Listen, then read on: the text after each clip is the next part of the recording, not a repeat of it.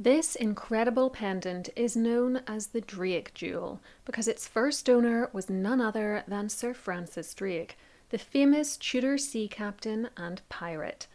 What makes it even more special is that it was reportedly a gift to him from Queen Elizabeth I.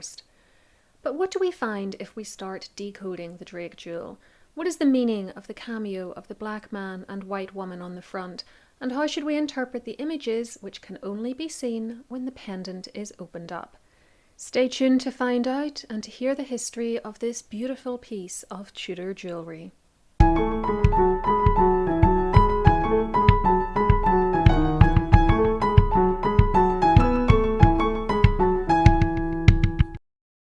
The Drake Jewel is an oval-shaped pendant locket measuring just 11.7 centimeters in height, 7 centimeters in width, and 2.5 centimeters in depth.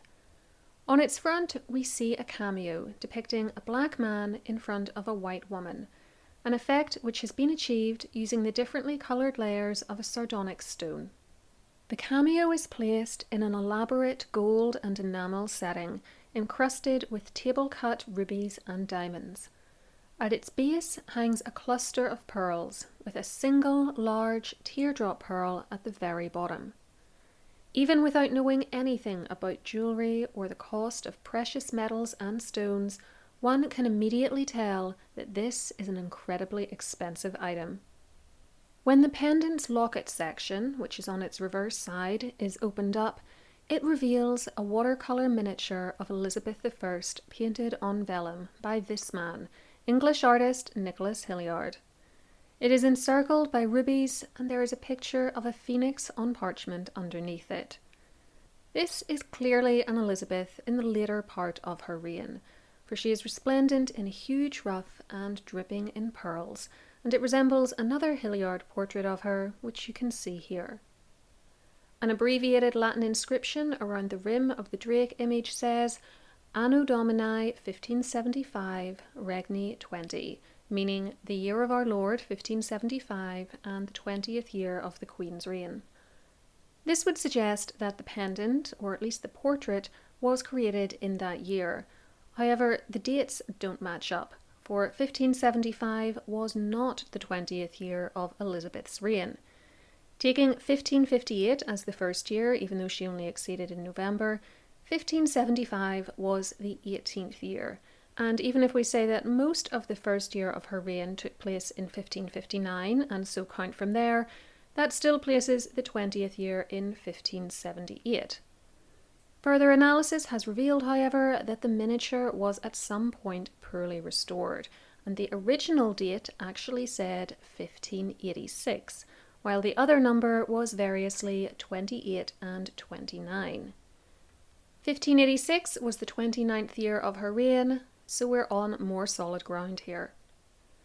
We have a portrait of Sir Francis Drake wearing this pendant, which we know was painted in 1591, so he definitely had it by that point, and the fact that he chose to wear it in a portrait indicates that it was of great importance to him, as one would generally wear one's best clothes and jewels when having one's painting done.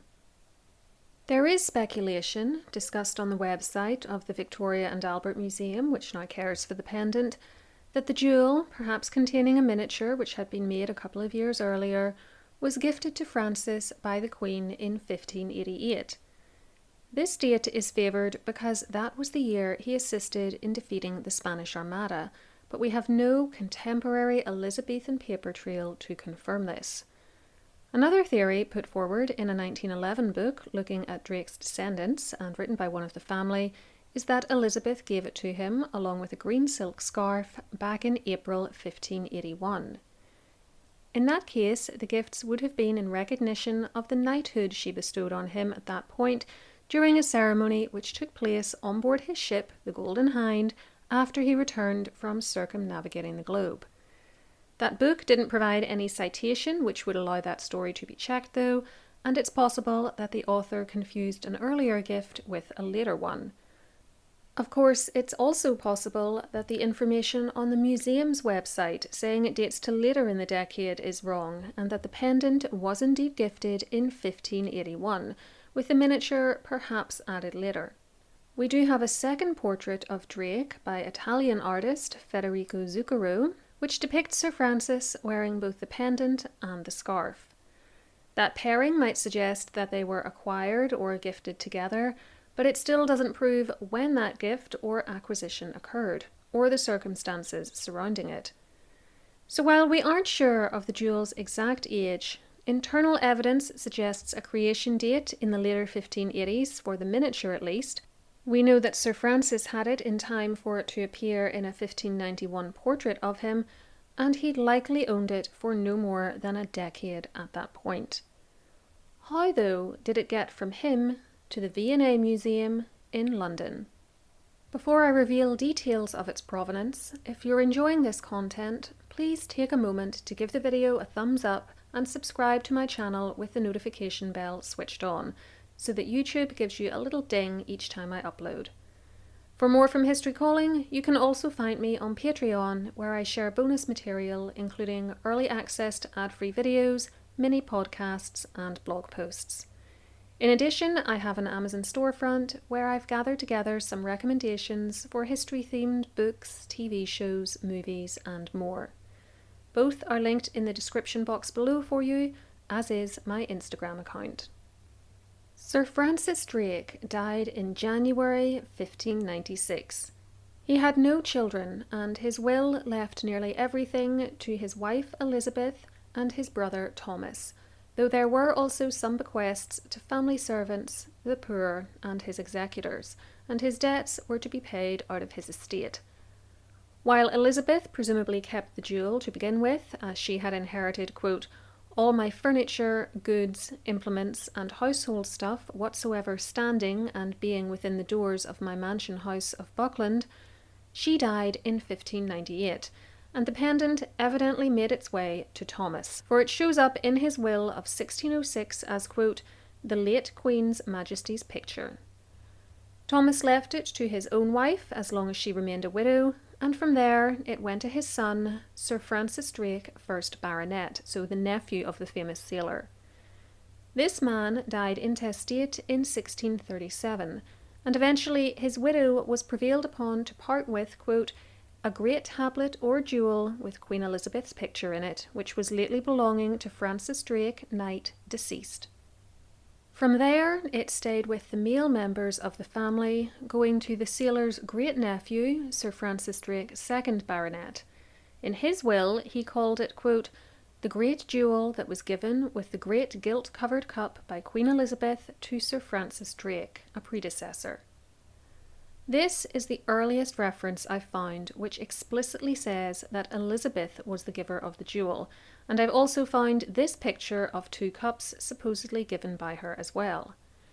The 2nd Baronet's will isn't a contemporary account of the jewel being handed over to Sir Francis by the Queen, but as that 2nd Baronet died in 1662, we're only 66 years and 2 generations past the original Sir Francis's lifespan, and so this story seems reasonably credible. I won't give it any stronger endorsement than that.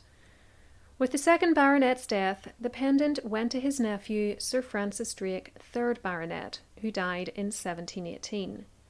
The V&A Museum doesn't explain the descent any further, but an 1891 book I read indicates that it was still at Nutwell Court at that time, which was the residence of Drake's descendants, who were by then the Elliot Drakes. It is now owned by a family with the surname Merrick, who I assume acquired it through inheritance, as I found no evidence of a sale. It has been on exhibit at the museum as a long-term loan for decades. So now let's analyse the symbolism behind the jewel's decoration. We'll start with the cameo on its front. As I've explained, this shows a black man in front of a white woman. The man's clothing, which is called a palladumentum, and his profile pose are reminiscent of a Roman emperor and of the way in which Queen Elizabeth was often presented in her miniature portraiture. Historian Karen Dalton sees this black emperor as representing Elizabeth's imperial ambitions in an age when England was extending its grasp over ever larger swathes of what was then termed the New World, and notes that such a jewel was an especially pertinent gift for Francis Drake, as he was a sailor who had travelled the globe.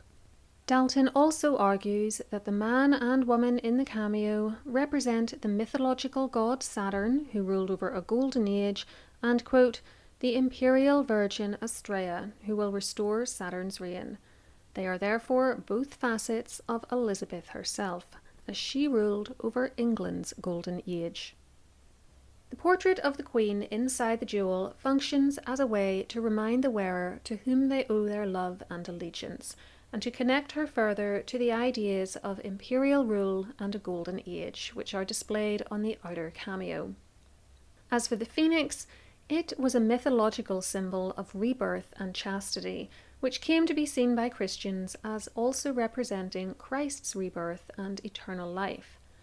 Elizabeth began to identify herself with it in a Hilliard portrait from the 1570s, and Karen Dalton has also argued that in the Drake jewel it represents the Queen's hereditary right to the throne and her God-given right to rule.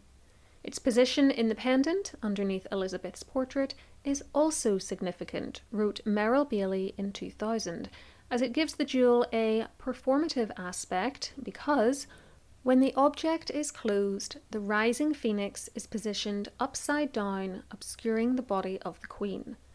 As the gem is opened, the image of the Queen moves upward and away from the bird.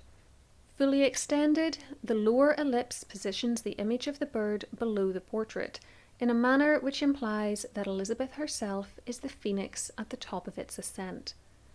Thus, opening the gem, the viewer could enact a sort of divine revelation of Elizabeth's image and visualize her Christ-like resurrection. Details of both Dalton and Bailey's work are in the description box below for you. So that's the story of the Drake jewel, its appearance, its provenance, and its supposed meanings. I hope you enjoyed hearing about it. Let me know in the comments how likely you think it is that Francis acquired it after the Armada, or if you think he already had it by that stage. For more jewellery history, try one of these videos next. Whatever you choose, please enjoy, and until next time, keep learning.